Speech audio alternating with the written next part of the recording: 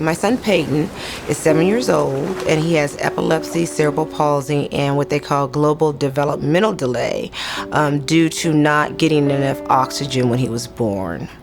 Immediately, they said he had a seizure within minutes, if not seconds, of being born. Oh, it's tight. Let's loosen it a little bit. Let's loosen that. I just don't think you can function and develop normally cognitively when you have all this abnormal activity in the brain.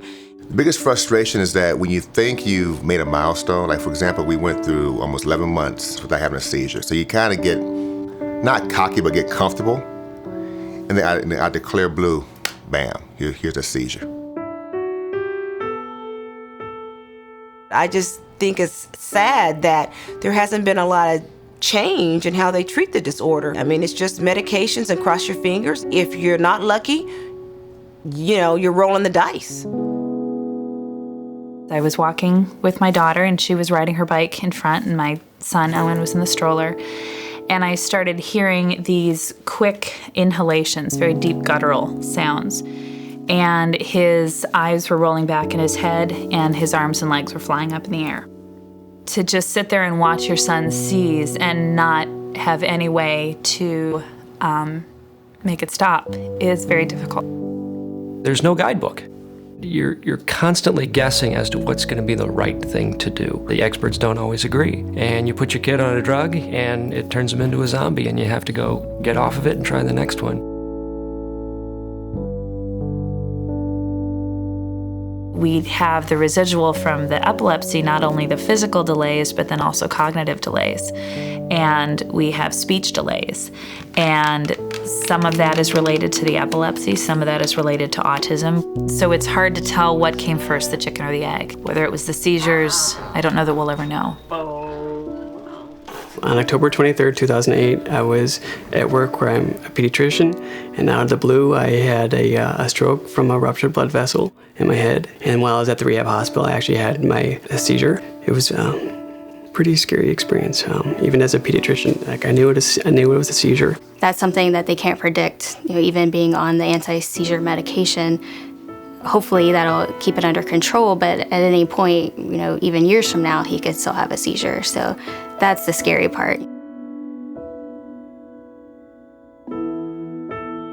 During residency, I had my first insight as to the dangers of seizure, because actually one of our colleagues actually died while on call during a seizure. And up until that point, I had always been told that no one ever dies of a seizure. Unless you have a family member, close person that that has a seizure disorder, it's a hard diagnosis to understand, and it's a scary thing to witness, which I think makes people fear it. It's totally changed my perspective on seizures. It's really hard to tell a family not to worry about a seizure. Even a fever seizure the kids get all the time.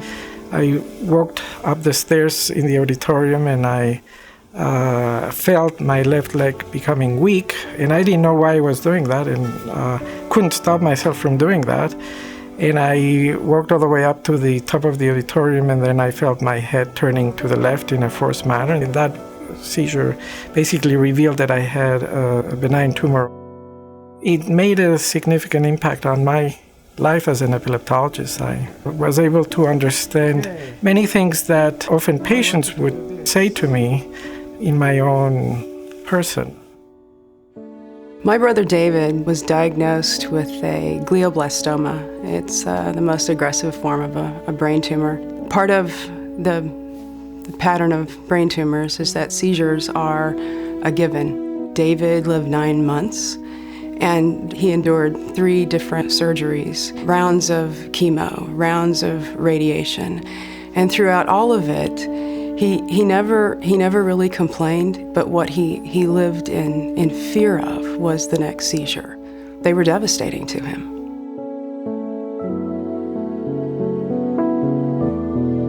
This one time, after a particularly violent seizure, he looked at me and said, "Don't feel sorry for me. I'm the lucky one.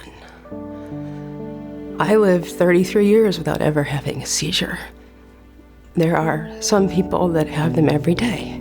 There are people that have hundreds every day. And when I learned about Cure and the work that they were doing, I thought, oh, this is something I can do in his memory to support their work, which is that basic science, that basic research that is so critical to finding a cure. Many, many people thought epilepsy was a thing of the past.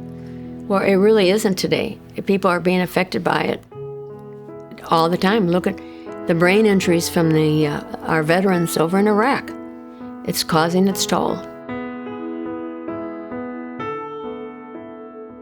Brain trauma is a very frequent cause of epilepsy, and often of severe form of epilepsy. We're seeing more and more of this form of epilepsy in our veterans that are coming back from the wars in Afghanistan and Iraq. The future for epilepsy really lies in research. And that's why Cure came about, was strictly for research, and every penny they made was spent on it. Hopefully someday find a cure. And as somebody who's had a seizure, I want to know that there is a treatment that is going to cure it with 100% certainty, because in the mind of patients, 90% is not good enough. Unfortunately, the amount of dollars for epilepsy research relative to the severity of the disease and the impact that this disease has on the society is not proportional. I really hope that we can get to a point where we can find not just a Band-Aid, but find a solution, find what causes these seizures, what triggers it, and then try to find a solution for it. To me, finding a cure is everything. I don't think there's a choice. No kid deserves to go through this. He deserves to be running in the yard and getting in fights with his brother and sister and getting in trouble and going to college and doing all the things that you should be able to do.